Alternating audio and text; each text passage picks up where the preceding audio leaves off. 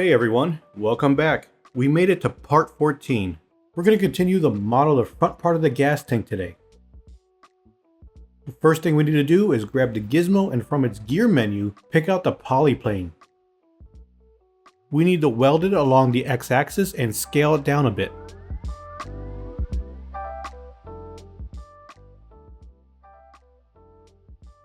Alright, next up we're going to use the Move Infinite Depth brush to move these points upward.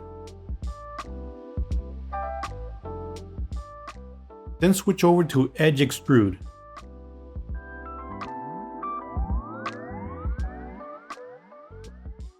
Insert 2 edge loops on both sides and reposition the points.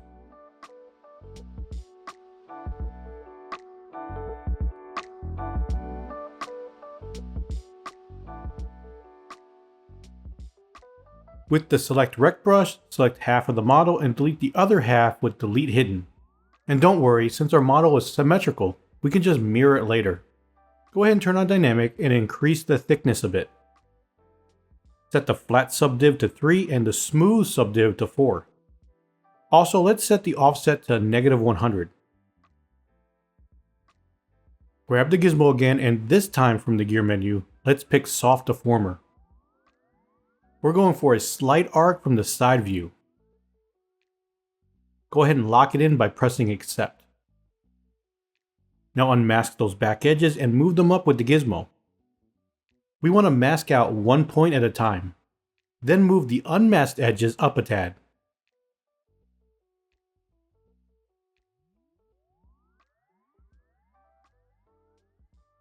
Let's extrude the edge upwards. Here's the cool part. With dynamic thickness on, we can continue modeling with edge extrusion while visualizing it as if it's already Q-meshed. Go ahead and add in one edge loop in the middle of the face. Unmask the poly and move it down using the gizmo.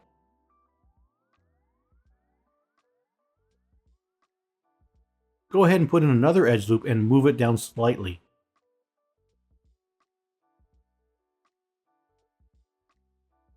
If you're after more control of the curve, just add in 2 edge loops and adjust them using the gizmo.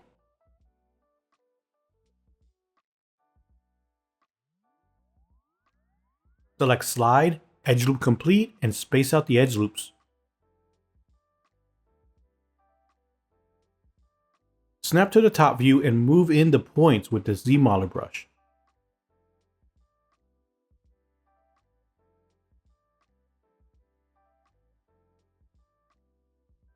Insert an edge loop straight down the center and then start adding in some additional edge loops to increase our poly count. Make sure to choose Slide for both the point and edge actions. With more points at our disposal, we can better shape the silhouette.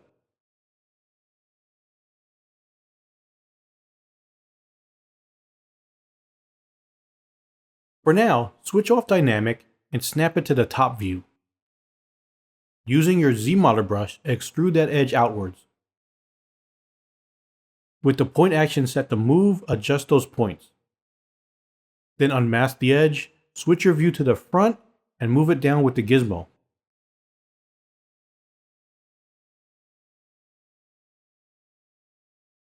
Mask the bottom point to continue moving the point downwards. Going back to the top view, let's extrude that edge outwards again. Time to switch to the point action of Slide. Then unmask the edge, snap it to the front view, and move it upwards using the gizmo.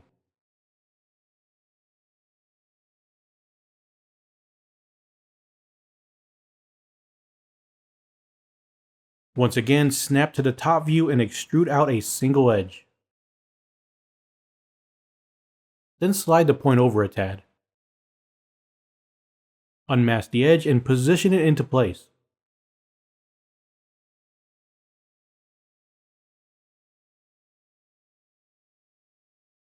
Insert a single edge loop and adjust your points. Let's add a couple more edge loops while we're at it.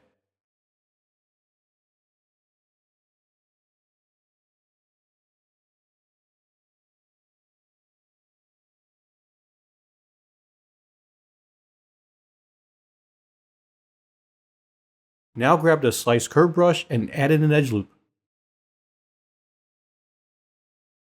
For the edge action, select collapse and edge for the target.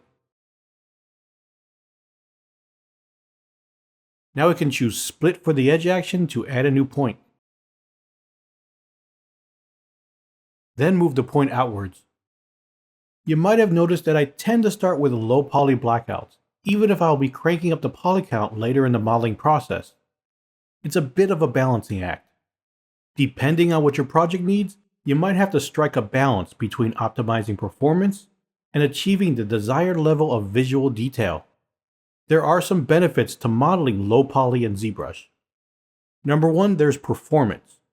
Lower poly count means fewer polygons, vertices, and edges, which leads to less computational power required for faster viewport performance. This can be beneficial when working on complex scenes or multiple characters. Yes, even in ZBrush, when a scene gets too heavy or the computer is not powerful enough, it does tend to lag a bit. Number two, faster rendering. Lower poly count helps reduce render times, allowing for faster iterations during the development process.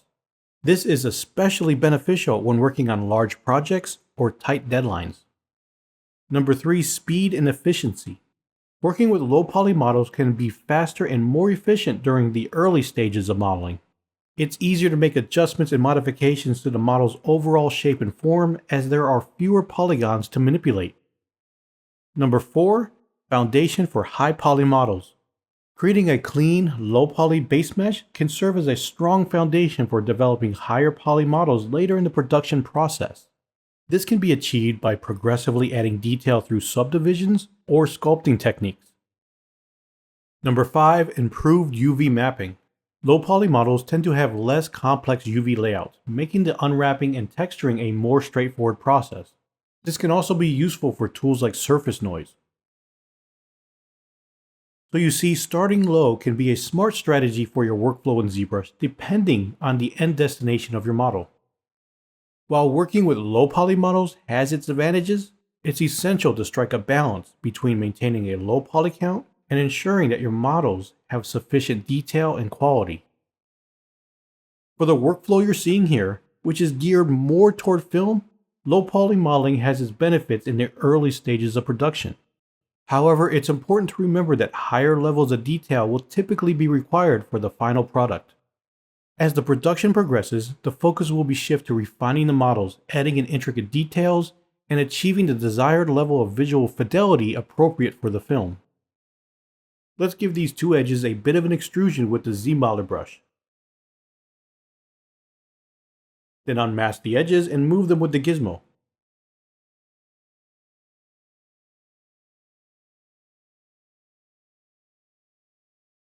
Go ahead and extrude another edge and position it with the gizmo. Since we have another section coming up with a lot of repetitive actions, I thought it would be a good idea to expand on the topic we just tackled, the benefits of low poly modeling. This time, let's touch on proper edge flow. To create clean, efficient, and visually appealing 3D models, maintaining proper edge flow is crucial. The advice I'll be sharing is specifically tailored to the type of modeling we're doing today, which is sub-D modeling. Sub-D modeling, also known as subdivision surface modeling, is a 3D modeling technique used to create smooth, high-resolution surfaces by subdividing a low-poly base mesh. And here in ZBrush, I like to use dynamic subdivisions to preview what the mesh would look like if we had actual subdivisions applied to it. In some softwares, this is known as subdivision surface preview or the turbo smooth modifier. This is useful because it allows artists to visualize and interact with a smooth, high-resolution appearance of their low-poly base mesh. This feature provides a temporary, non-destructive view of the model with subdivision surface applied, so the artist can see how their model will look like after the subdivision process without actually committing to the changes. So with the sub-D modeling technique in mind, here are some tips for achieving proper edge flow. Number one, stick to quads. Focus on using primarily quads, which are 4-sided polygons in your mesh, as they provide predictable and manageable edge flow. So that means limit the use of triangles. And for softwares other than ZBrush, avoid n-gons, which are polygons with more than 4 sides, to ensure smooth subdivision results. Number 2, evenly spaced polygons. Aim for even distribution and similar sized polygons across your mesh. This creates a smoother surface and gives better subdivision results. Number 3, avoid long stretched polygons. Extremely long and stretched polygons can lead to shading artifacts and deformation issues. Try to keep your polygons uniform and more square-like for better results in sub-D modeling. Number 4, control edge density. Gradually transition between areas of high and low polygon density to avoid abrupt changes in edge flow. This is key for creating smooth, natural-looking surfaces in sub-D models. It's also important for models that have displacement maps applied. Number 5, use supporting edge loops. This will help preserve the model's shape during subdivision and prevent unwanted smoothing. The closer the supporting loops are to the main edge, the sharper the resulting edge will be. Number 6, utilize edge creasing. You can use edge creasing with or instead of adding additional edge loops to maintain sharp edges. This can help keep the poly count low while still achieving the desired level of sharpness. Different 3D software packages may have different tools for edge creasing. Number 7, bevel or chamfer edges. Beveling or chamfering sharp edges can help create more realistic hard surface models, as real-world objects typically have some degree of bevel or chamfer. This also helps maintain sharpness during subdivision. Number 8, keep it clean and organized. Organize your topology by avoiding unnecessary edge loops, holes, or dense clusters of verts. Clean and organized topology makes the model easier to work with and can optimize performance during rendering and animation. Number 9, iterate and refine.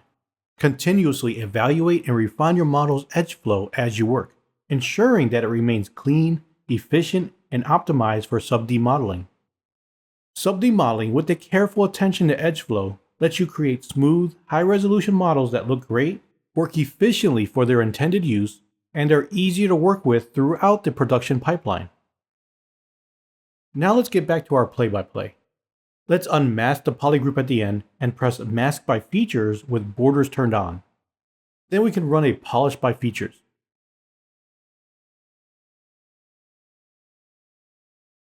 Pull up the gizmo again and adjust the focal shift to around 70. Then hold Ctrl while you scale to inflate the mesh. Let's take a moment to look at your model from different angles. It's always a good idea to periodically check your work. Grab the Move Infinite Depth brush and make some adjustments.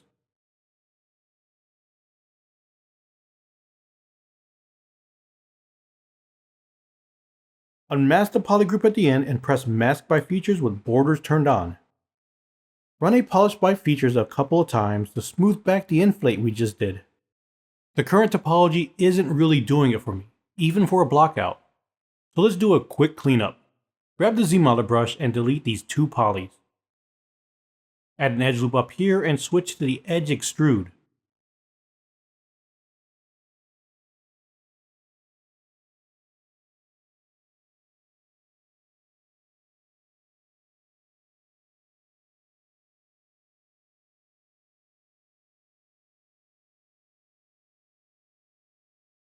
Unmask the poly group, then press Mask by Features with borders turned on. I run a Polish by Features to clean up the spacing.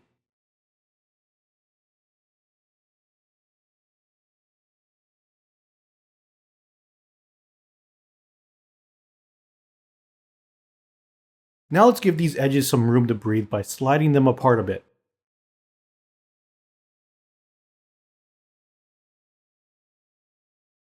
Press Ctrl W to group visible.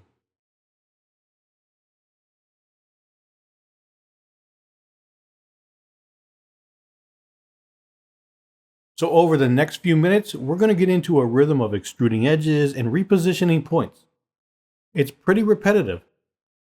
So instead of a play-by-play, let's switch gears and chat about custom UIs, a topic I get asked about frequently. I'll break it down into 2 sections: the benefits of creating a custom UI and some handy tips for setting one up. So first up, let's discuss the perks of creating a custom UI in ZBrush for a smoother workflow and a personalized user experience. So first up is improved efficiency. When you customize your UI to put your go-to tools, brushes, and functions in easy reach, you spend less time digging around in menus, allowing you to work faster and more time getting creative. The second perk is streamlining your workflow. By organizing tools and functions around your unique workflow, you make your work smoother and more straightforward, making it easier to focus on the task at hand and reducing the chance of interruptions or distractions. Next is personal touch. Adding a custom UI allows you to tailor the software to your taste and style, resulting in a more enjoyable and personalized user experience. Next, we have reduced clutter.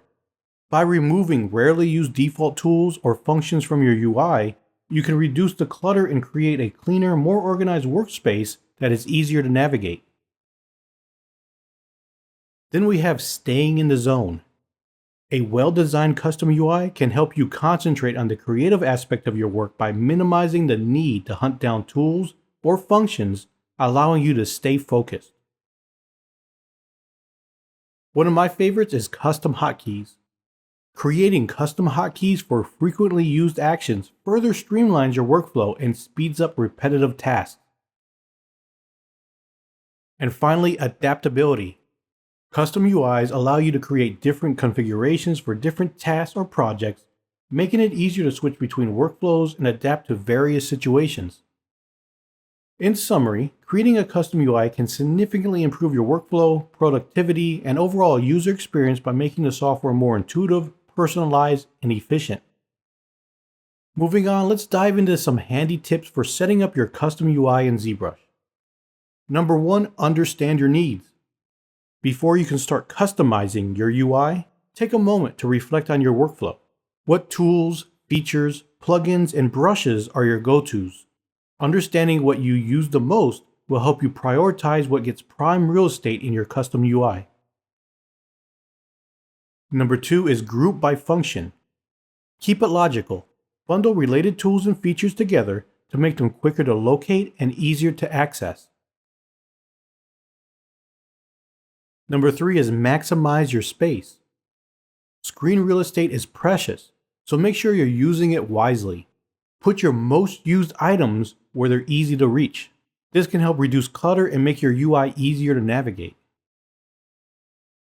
Number 4 is custom hotkeys. Assign your custom hotkeys to your most frequently used tools, brushes, macros, and actions to further streamline your workflow. Number 5 is use custom palettes. Create your own custom palettes to group tools and features that you use together frequently. Number 6 is choose colors wisely. Customize the colors of your UI to make it visually appealing and easy on the eyes. Number 7, test and refine. As you work with your custom UI, you might notice areas that could work better. Don't be afraid to make adjustments and changes. The goal is to keep your UI as efficient as possible. And lastly, share and learn. The ZBrush community is filled with talented artists who have already created their own custom UIs. Consider sharing your custom UI with others, as well as learning from their setup to find new ideas for improving your own UI. Alright, let's get back to the action. First, pick the insert action from the Z-Model brush and choose multiple edge loops for the target. Add a couple of edge loops to match the upper portion of the mesh. Then do a little point repositioning.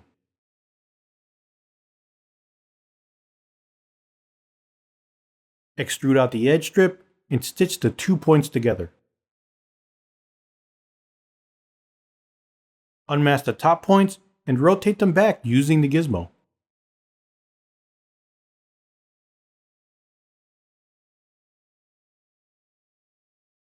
As we're creating the topology, we want it to start concaving so it begins to curve inwards. To reposition the points, switch to slide in the Z-Model brush.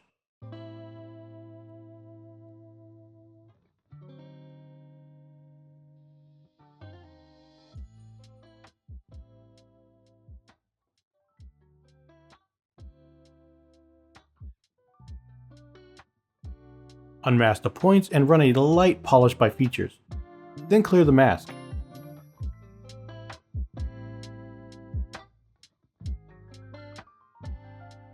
On the top, extrude on an edge strip and stitch the 2 points together.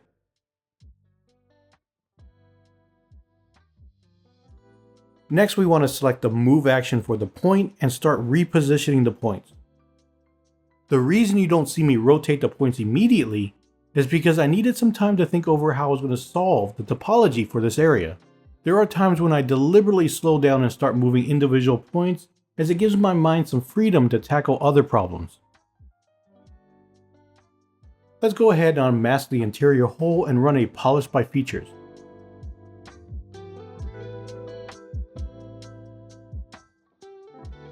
Then move it down a bit with the gizmo.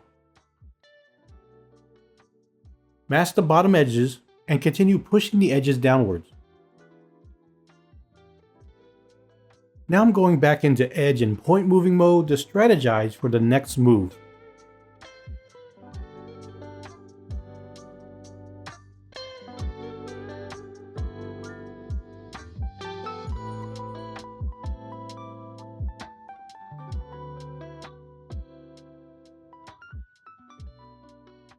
Extrude the mesh border,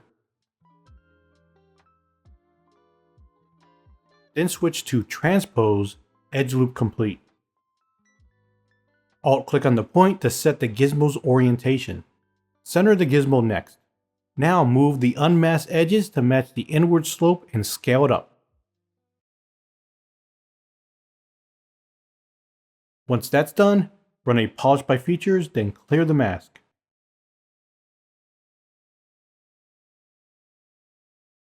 Let's get the points better aligned with our reference.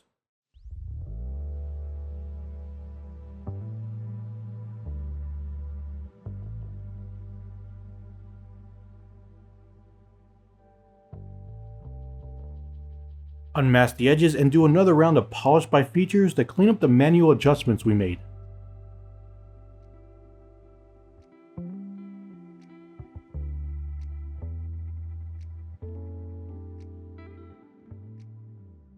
Switch to the move brush and make some more adjustments.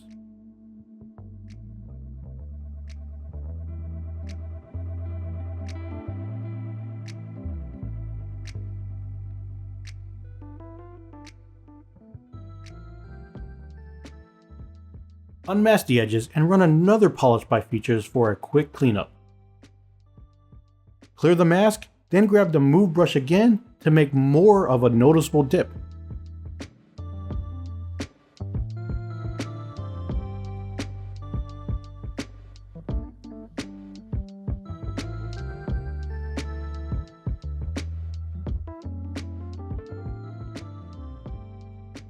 Alt-tag the inner poly loop to change the poly group.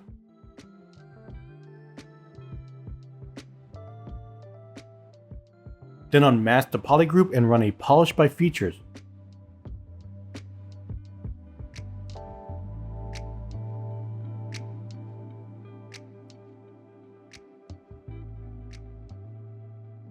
Now we can press Ctrl W to group visible. Turn off polyframe, then with a very low intensity, use the smooth brush.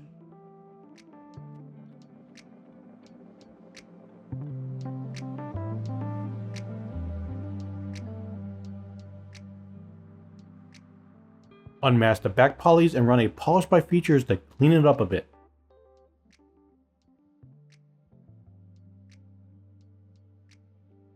For the next section, we're going to extrude each edge out, adjusting the points as we go for this back edge loop. You could be a little bit more relaxed with this section.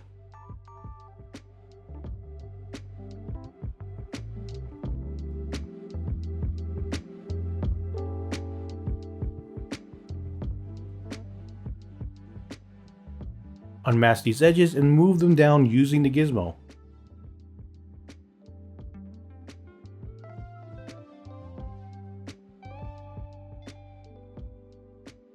Now select the clip curve brush and trim the points back a bit.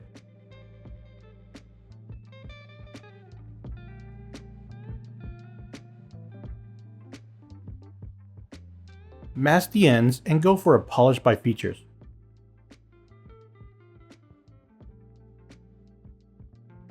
Now you can rotate the edges out a touch using the gizmo.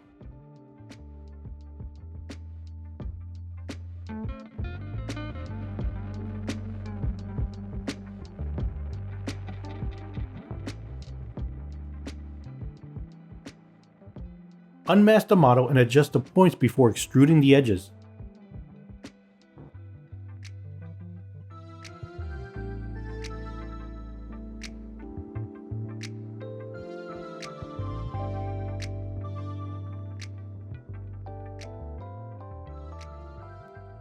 Unmask the edges and move them down with the gizmo.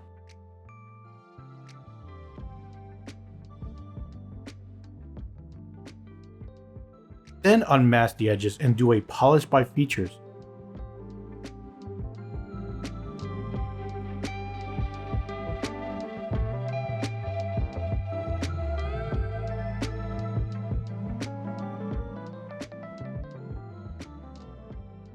Next, extrude these 3 edges and stitch the points together. Unmask the edges and do a polish by features. Spend a little time cleaning up the points and adjusting the edges. Now extrude the next 5 edges, then unmask them and run a polish by features.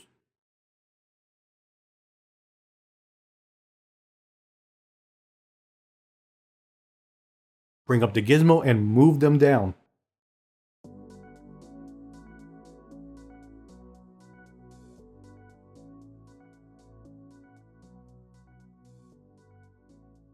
Extrude the edge strip and stitch the 2 points.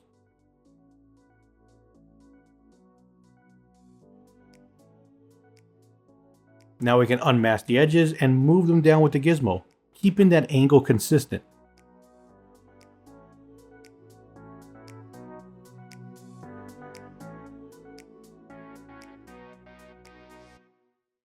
Make a few more point adjustments and then extrude the top edge strip.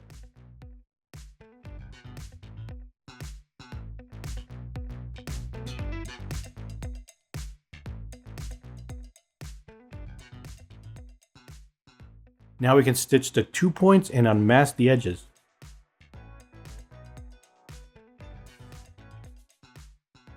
Go ahead and move it down with the gizmo and clear the mask.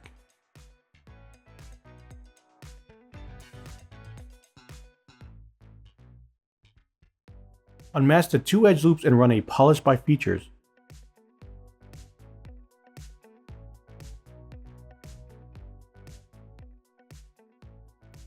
We'll keep adjusting points and sliding edges so we can connect these points.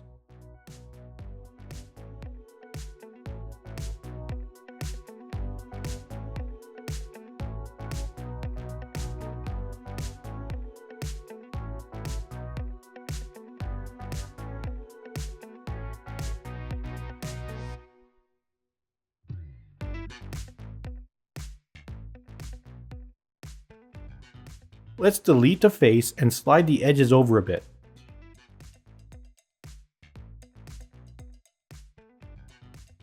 Then select Insert Single Edge Loop. Now we can start bridging edges.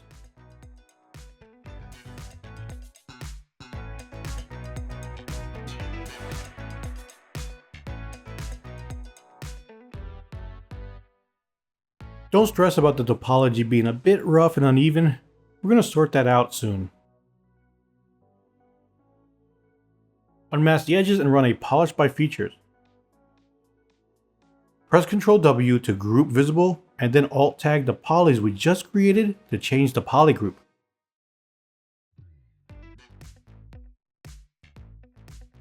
Unmask the new poly group and run a polish by features to clean up the topology.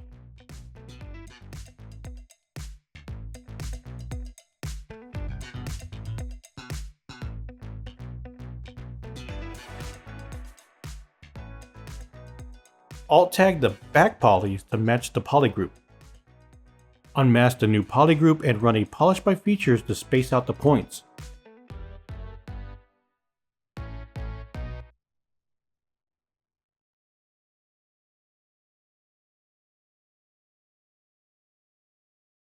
Grab the Z brush and change the point action to slide.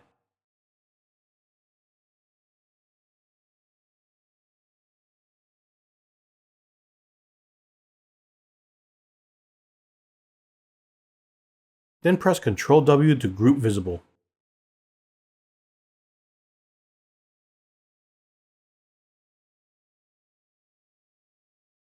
Alright, let's extrude the edges and stitch the points together.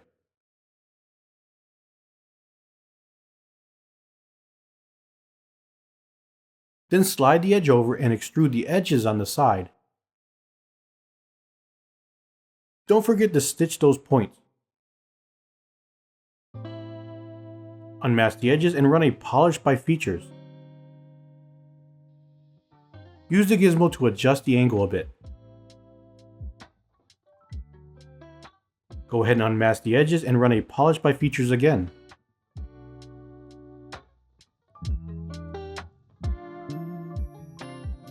Now let's extrude that edge and move it with the gizmo.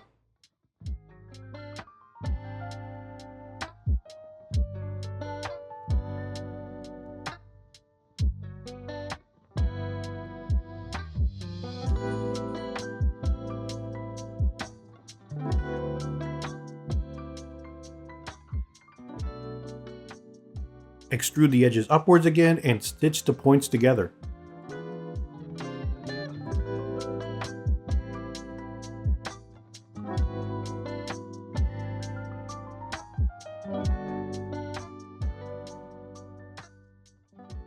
Unmask the edges and run a polish by features.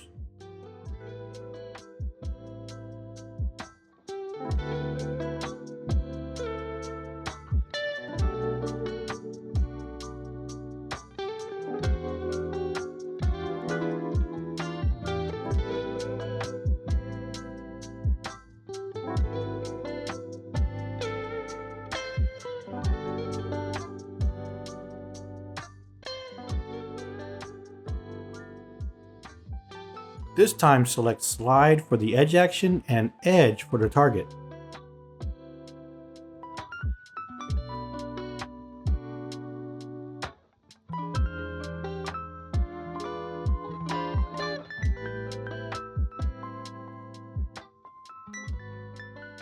Go ahead and extrude the edges all the way across and then add in 2 edge loops.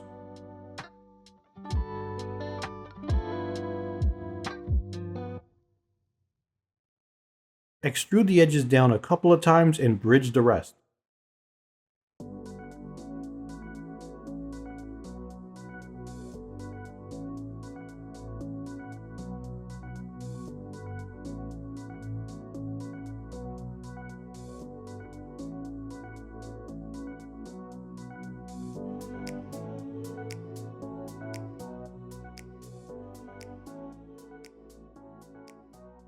Unmask the new faces and run a polish by features.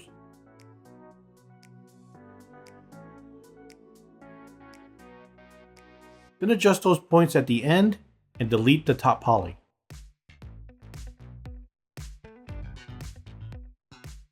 Now we want to select Insert Multiple Edge Loops. Extrude that last edge over a few times until it welds with the other side.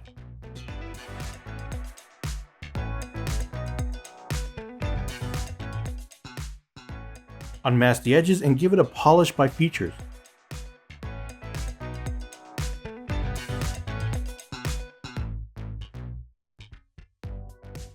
Use the slide action from the ZBrush to adjust the points.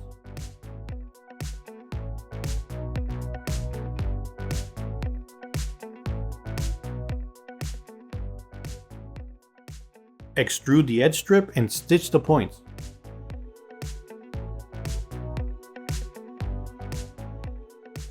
Repeat this process a couple more times.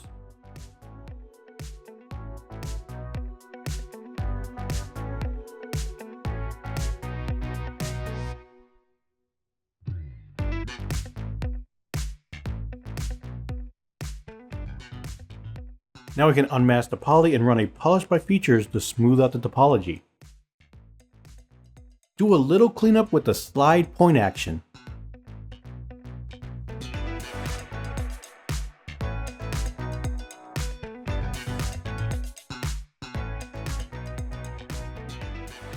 Keep extruding and stitching points until that hole is closed.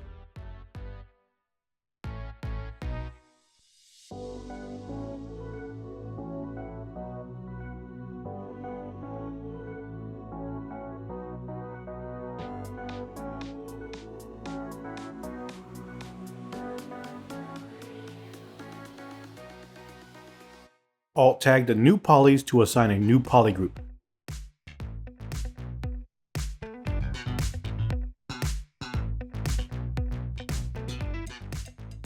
Unmask the new poly group and run a polish by features. Bring up the gizmo and scale it back a bit.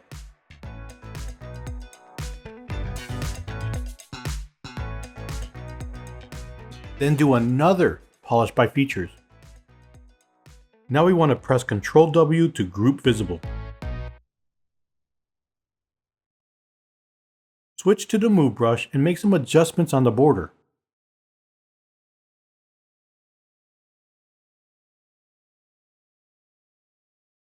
Now let's get to the fun part.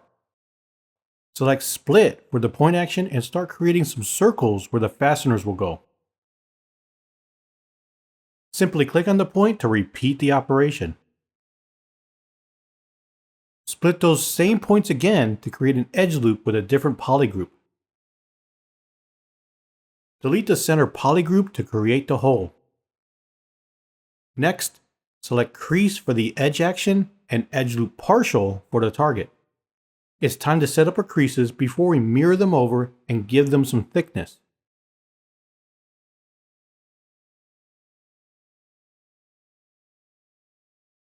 Press Ctrl W to group visible and mirror it across the X-axis. If some points don't weld together, just undo the mirror and move the edges past the X-axis. Now uncrease the edge loop down the center. Alt-tag the middle 6 polys to inset them. Unmask the middle poly group and run a polish by features. On a curved surface, polishing the poly group will make it flat and not conform to the surface. To fix this, we'll undo it back to the point before the polish. Now here's the workaround. Store a morph target, and with the poly group unmasked, run a polish by features a few times. Clear that mask, and run a project morph to have the poly group conform to the original surface. Now we can continue adjusting the points using the slide action. Delete the center poly group and press Ctrl W. And don't forget to delete the morph target as well. Select Extrude for the polygon action and choose all polygons for the target. Then we can go ahead and press Flip to correct the normals. Turn on Dynamic and set the thickness to 0, flat subdiv to 0, and crease level to 2. Select Slide Edge Loop Complete and give that hole a small bevel.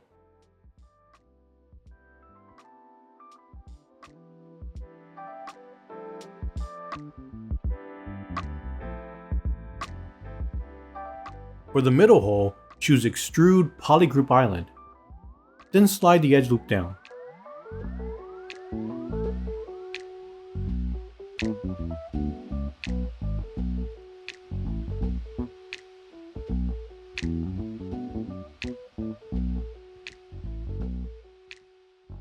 Do some final crease adjustments to the extrusion we just made.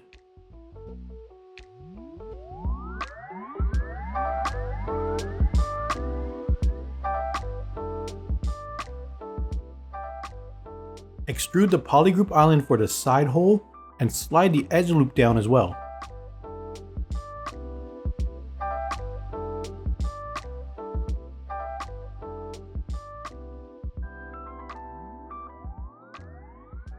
Press Ctrl W to group visible.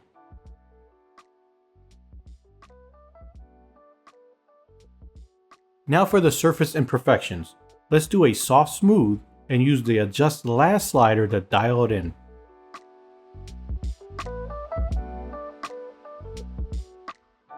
Select Mask Edge Loop Partial to unmask the edges. Then run a Polish by Features to remove some of the surface tension.